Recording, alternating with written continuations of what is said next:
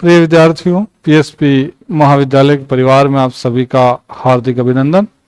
जैसा कि हम सूरदास जी को लेकर चर्चा कर रहे थे, सूरदास जी का प्रसंग जो भक्ति काव्य है वो 3rd ईयर हिंदी साहित्य के प्रथम प्रश्न पत्र में संकलित है। सूरदास जी हिंदी साहित्य जगत में ख्याति प्राप्त व्यक्तित्व हैं। भक्ति काल की सगुण काव्य धारा के कृष्ण भक्ति शाखा के प्रतिनिधि कवि सूरदास जी रहे हैं। सूरदास जी की कृष्ण की भक्ति जो है वो सखा भाव की भक्ति है।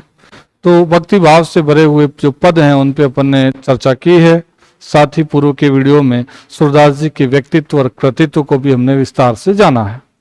अंतिम जो वीडियो था उसमें अपन बातचीत कर रहे थे कि श्री कृष्ण की राधा से प्रथम भेंट होती है। प्रथम भेंट में भगवान श्री कृष्ण राधा जी से क्या प्रश्न पूछते हैं। राधा जी का बाहरी जो सौंदर्य है उसका सूरदास जी ने अपने शब्दों में विभिन्न उपमाओं के माध्यम से बखान किया है। तो ये तमाम बातें अपन पूर्व के वीडियो में पढ़ चुके हैं। इसी क्रम में आज अपन आगे देखते हैं कि सूरदास जी आगे के पद्यांशों में क्या कहते हैं। तो सूरदास जी कहते हैं कि संदेशो देव की सो कहियो, हो तो धाई तिहारे सुत की माया करत ही रहियो। माया की जगह यहाँ माया पढ़ा जाए, माया करत ही रहियो। यद्यपि टेव तुम जानती उनकी तऊ मोही कही आवे। प्रातः होत मेरे लाल लड़ेते माखन रोटी भावे। तेल उबटनो अरु तातो जल ताही देखी बजी जाते। जोई जोई मांगत सोई सोई देती क्रम क्रम करी के नहाते। सुर पथिक सुनी मोही रहनी दिन बड़ो रहत उर सोच। मेरो अलक लड़े तो मोहन है करत संकोच। सूरदास जी यहाँ पर जो बात बता रहे हैं वो भगवान श्री कृष्ण जो हैं वो कहाँ चले गए हैं, मथुरा। कृष्ण भगवान जो है वो गोकुल से कहाँ जा चुके हैं, मथुरा गए, वृंदावन से मथुरा। अब कृष्ण भगवान के मथुरा जाने पर माता यशोदा जो है वो एक पथिक के माध्यम से देवकी को संदेश पहुंचा रही होती है।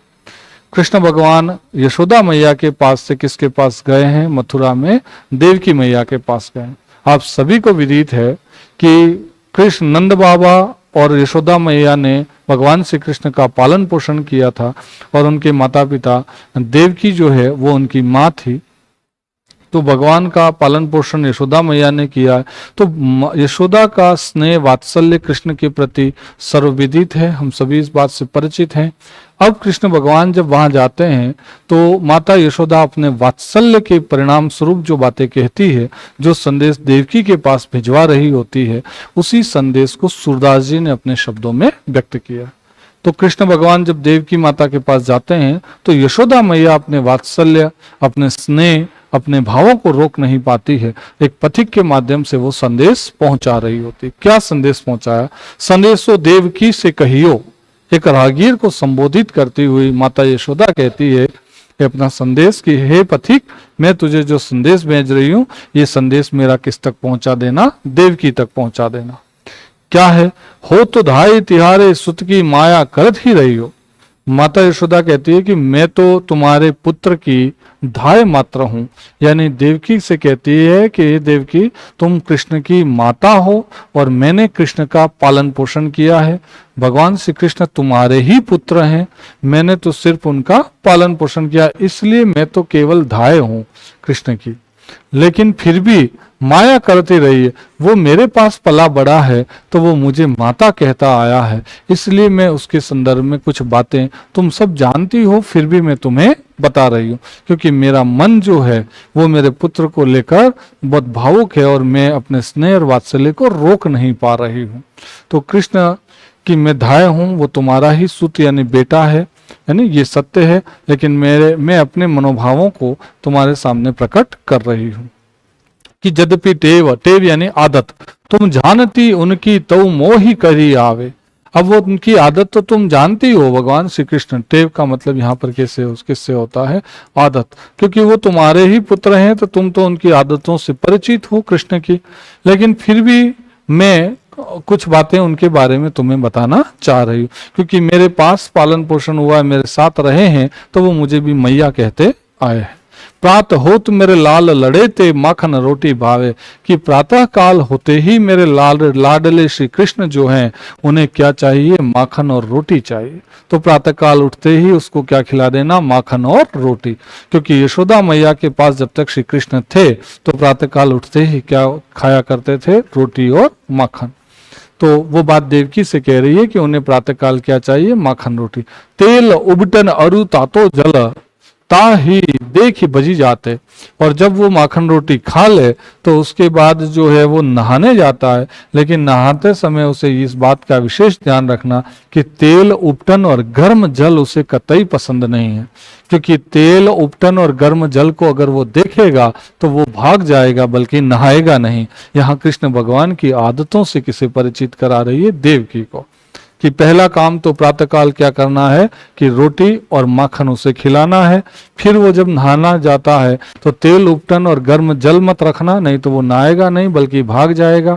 और उस समय जोई जोई मांगत सोई सोई देती, क्रम क्रम करी नहाते।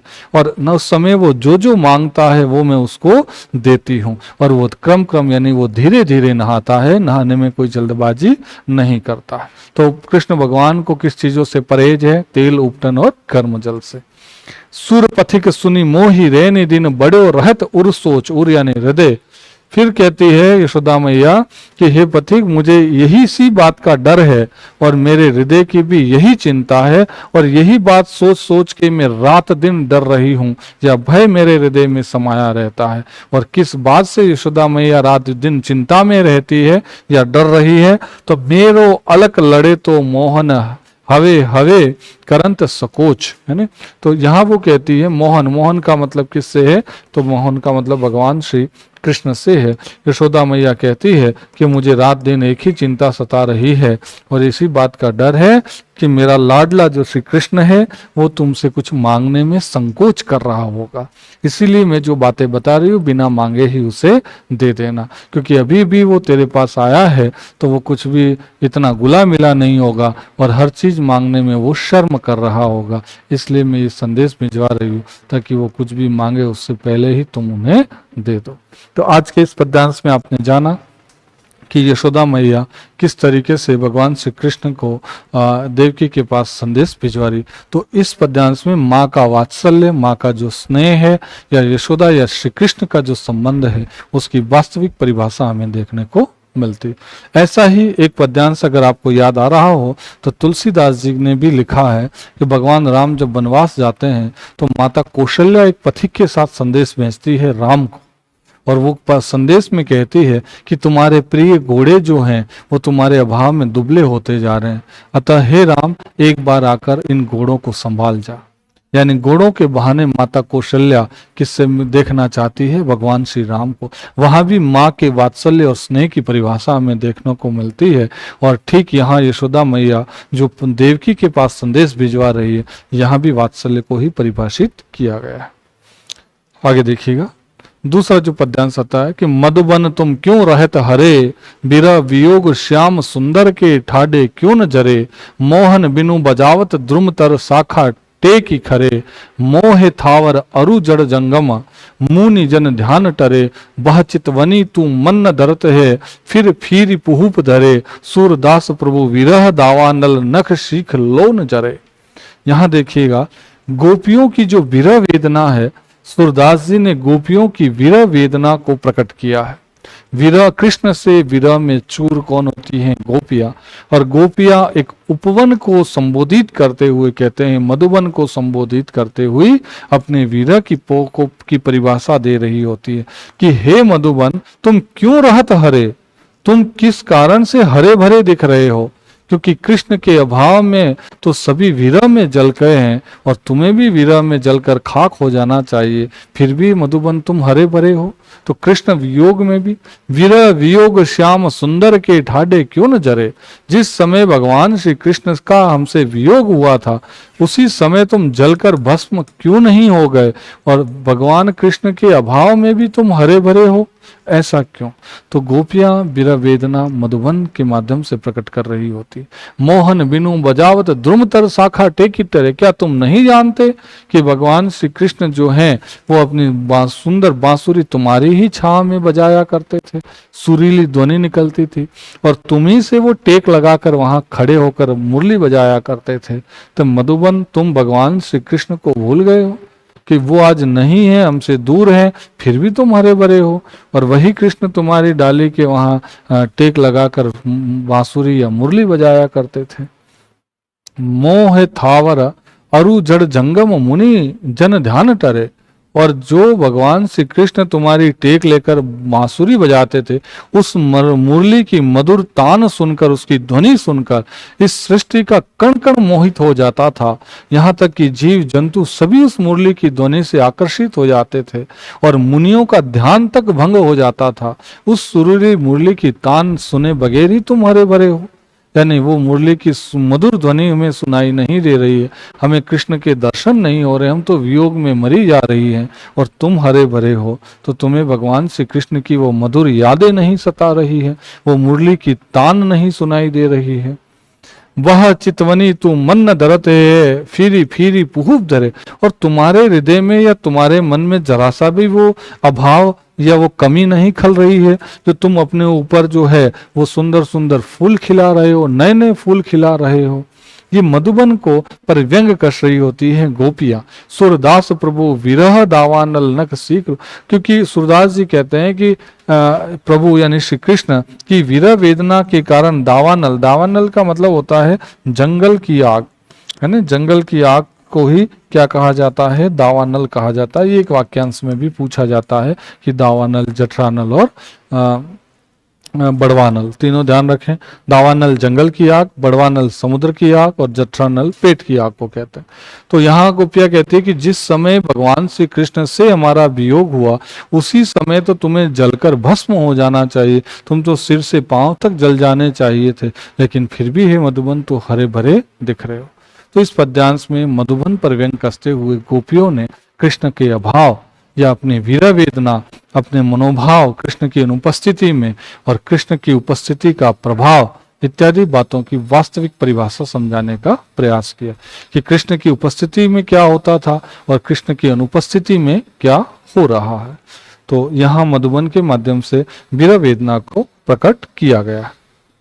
अगला पद्यांश देखिएगा। संदेशनी मधुबन कूप भरे, अपने तो पठवत नहीं मोहन, हमारे फिरी न फिरे, जीते पथिक पठे मधुबन को बहुरी न शोध करे, के वे श्याम सिखाई प्रमोदे, के कहु बीच मरे, कागद घरे मेघ मसी खूटी, सर दव लागी जरे, सेवक सुर लिखन को औंधे, पलक कपाट अरे। अब यहाँ सूरदास जी क्या कहते हैं, तो इस पद्यांश में सूरदास जी कह रहे हैं कि वही गोपियों की विरह वेदना को ही प्रकट कर रहे हैं, क्योंकि गोपियां कृष्ण भगवान के मथुरा जाने के बाद कृष्ण वियोग में उनका मन व्यथित है, वो पीड़ा सहन कर रही है, विरह वेदना सहन कर रही है।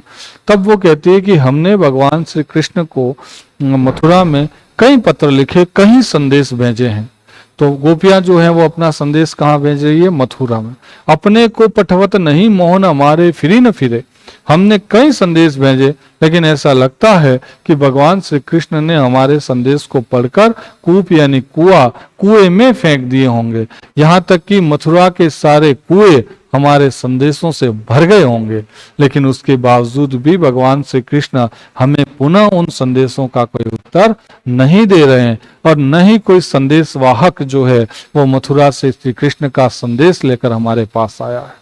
तो गोपियों की विरह वेदना देखिए, कितने संदेश भेजे हैं कि कृष्ण ने उनको पढ़कर कुएं में फेंक दिए होंगे, तो मथुरा के सारे कुएं भर गए होंगे। इससे हम अनुमान लगा सकते हैं कि गोपियां विरह में कितनी चूर हैं और भगवान कृष्ण को कितने संदेश उन्होंने भेजे होंगे, लेकिन भगवान कृष्ण ने उनका कोई उत्तर नहीं दिया होता।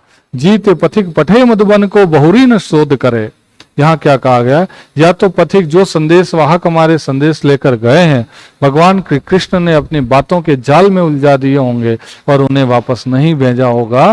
कृष्ण ने अपनी बातों में उन संदेश वाहकों को गुमा दिया होगा, या फिर वो के कहू बीच मरे, या वो संदेशवाहक हमारे संदेश लेकर मथुरा पहुंचे ही नहीं होंगे, बीच में ही मर गए होंगे, इसलिए शायद हमें उन संदेशों का उत्तर प्राप्त नहीं हो रहा। तो संदेश वापस गोपियों कहती है कि प्राप्त नहीं होने के दो कारण है, या तो भगवान कृष्ण ने उन संदेशवाहक को समझा बुझा कर बिठा दिया, या वो संदेशवाहक कृष्ण तक पहुंचे ही नहीं, बीच में ही वो मृत्यु को प्राप्त हो गए होंगे। के वे श्याम सिखाई प्रमोदे या बीच मरे, कागद घरे मेघ मसी खूटी सरदव लागी जरे। वो कहते हैं कि शायद मथुरा में मेघ बादलों की वर्षा से सारे कागज भीग गए होंगे, या तो ये कारण रहा होगा, या मसी, मसी यानी शाही, आपने कबीरदास जी को पढ़ा होगा तो वहां भी मसी शब्द आया होगा। मसी का मतलब क्या होता है, तो ध्यान रहे, मसी का मतलब होता है शाही। या तो मथुरा के सारे कागज जो हैं वो बादलों से भीग गए होंगे, गल गए होंगे। इस कागज के अभाव में भगवान श्री कृष्ण हमें संदेश नहीं भेज रहे हैं, या मथुरा में शाही समाप्त हो गई होगी तो शाही के भाव में वो पत्र नहीं लिख पा रहे होंगे। सरदव लगी लाग जरे, या फिर किसी अग्नि के कारण वो सारे जल गए होंगे, कागज और कलम जलकर भस्म हो गई होगी, इसलिए कृष्ण हमें संदेश नहीं भेज पा रहे। गोपियां विरह में इतनी चूर हैं कि अपने आप को ही समझा रही है, अपने ही प्रश्न है और उनके उत्तर भी अपने ही होते हैं, खुद के प्रश्न खुद के उत्तर, कि वो कारण क्या बता रही है। शायद पथिक को या तो कृष्ण ने समझा बुझा दिया होगा, या पथिक रास्ते में ही मर गया होगा, संदेश पहुंचा ही नहीं होगा, या वहां बादलों की वर्षा से सारे कागज ही भीग गए होंगे और स्याही खत्म हो गई होगी, या आग से सब जलकर भस्म हो गए होंगे, इसलिए शायद कृष्ण हमें वापस उस संदेशों का कोई जवाब नहीं दे रहे हैं। सेवक सुर लिखन को आंधे पलक कपाट अरे, या वो के अंत में कहती है